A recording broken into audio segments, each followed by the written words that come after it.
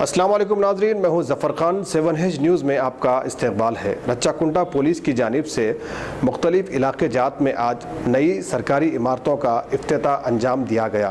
मौके पर पुलिस के आला अहदेदार भी मौजूद थे। Okay sir.